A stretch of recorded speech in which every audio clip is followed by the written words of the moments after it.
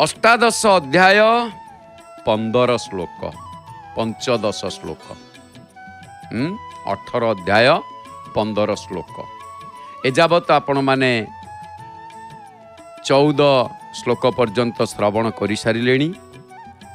एबे आमे 15 श्लोक 18 अध्यायर मोक्ष संन्यास योग ये मोक्ष संन्यास योगर 15 श्लोक को आमे अष्टादश अध्यायर 15 श्लोक को श्रवण करवा कौन रही श्रीमद् भगवत गीता यही 15 श्लोक रे सुंदर रही। शरीर वांग मनो वीर्यत् कर्म प्रारभते नरः न्याय्यं वा विपरीतं वा पंचैते तस्य हेतवः पंचैते तस्य हेतवः। हेतवः माने एटी हेतु कौन हेतु ना एटी पंचैते माने पांचटी हेतुर कथा वर्णना करा जायछि। कौन पांचटी हेतुर कथा वर्णना करा जायछि देखंतु। शरीर वांग मनोर्वीर्यत् कर्म अर्थ शरीर तापरे वांग माने वाणी मन मनो भी अर्थ मध्य एवं शरीर वाणी और मन द्वारा मनुष्य जहा किछि शास्त्र विहित बा शास्त्र विरुद्ध कर्म आरंभ करे सेथिरे ये पांचटी हेतु हुवंती। शास्त्र विहित शास्त्र विरुद्ध मन वाणी शरीर शास्त्र विहित शास्त्र विरुद्ध ये जो पांचटी कथा आसीची हेतु हुवंती माने। तेणु एठी देखिए आपण माने बड़ सुंदर भाव दर्शन दिया शरीर वांग मनोर्वीर्यत् कर्म पंचैते तस्य हेतव। 14 श्लोक रे कर्म संपादित हेबार अधिष्ठान आदि जो पांचटी हेतु कारण कहा जायछि सेथि भितरे पांचटी कारण अंतर्भुक्त होला शरीर वाक् मन नर पदरे कर्ता जा अंतकरण प्रारभते पदरे समस्त इंद्रिय गण ये सब चेष्टा अंतर्भुक्त बाकी रहा दैव। तेणु पुणी कौन कहले शरीर वाणी और मन द्वारा मनुष्य जो कर्म आरंभ करे अर्थात केउंठी शरीर रे प्राधान्य रे केउंठी वाणी रो प्राधान्य रे केउंठी मनर प्राधान्य रे केउंठी न्याय्य बा शास्त्र विहित हेइताउ बा विपरीत शास्त्र विरुद्ध हेइताउ सेथिरे एई जो पांचटी हेतु हुवंती। शरीर वाणी और मन द्वारा ही समस्त कर्म हुए।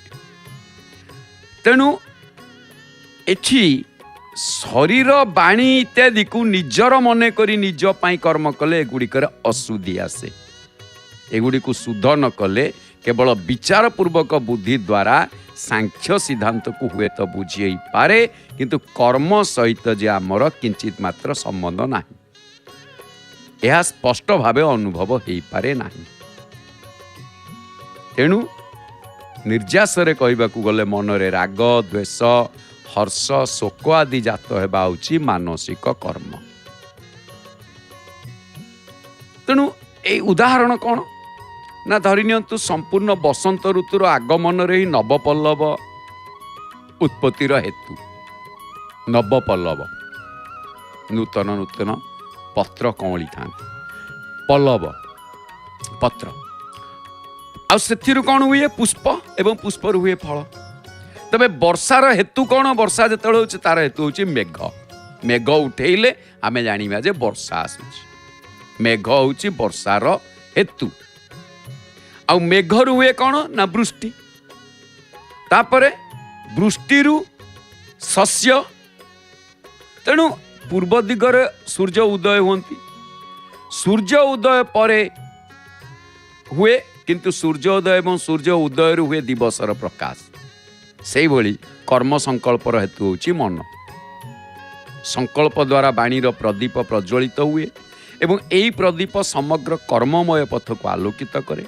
कर्ता कर्म करने उद्यम लगे शरीर प्रवृत्ति समुदायर हेतु हेउछि सेई शरीर। हीरा काटिबा लगी हीरा ही दरकार होता, सूता ही ताना और सूता ही भरणा है कि लुगा प्रस्तुत हुए। लुहार जे कौन से जिनिस तैयारी करिबा लगी लुहार जंत्रपाति ही व्यवहार करा जाइता है। ओह भक्त जने प्रणाम करुछंती बाबा बाबा।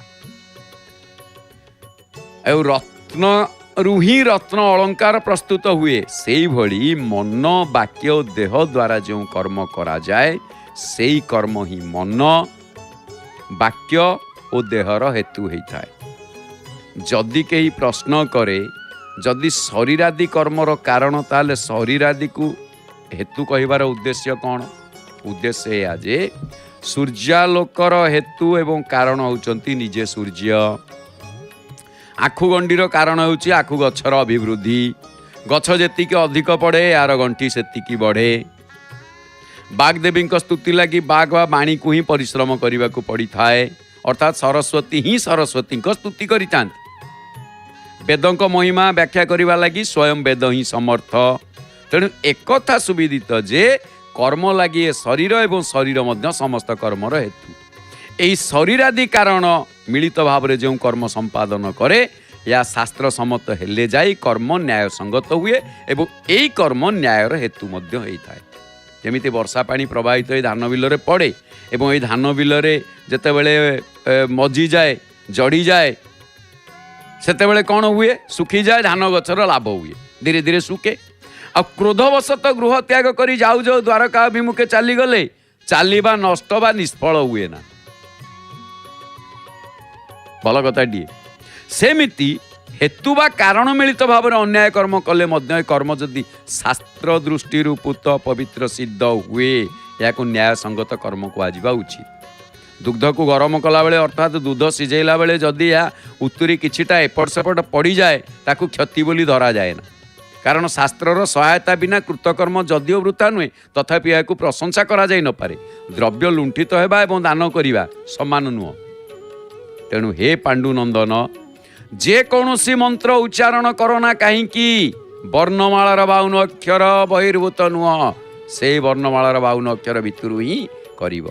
एई वर्णमालार अक्षर द्वारा उच्चारित न हेबा भली कौन सी जीवर नाम अछि कि नाही। हे कोदंड पाणे मंत्रर रीति न मिलिबा पर्यंत मंत्र उच्चारणर फल लाभ हुए नाही। सेई भली कारण हेतुर सम्मिलन रे जो अनियमित कर्म उत्पन्न हुए सेई कर्म को कर्म कुहागले मध्य ताहा न्याय संगत नुह या पाप आड़ को गति कराए। तेबे दर्शक बंधु एठी आमे श्रीमद् भगवत गीता को सांग करिबा। परवर्ती पर्याय रे आमे श्रवण करिबा श्रीमद् भगवत गीता 15 अष्टादश अध्याय 16।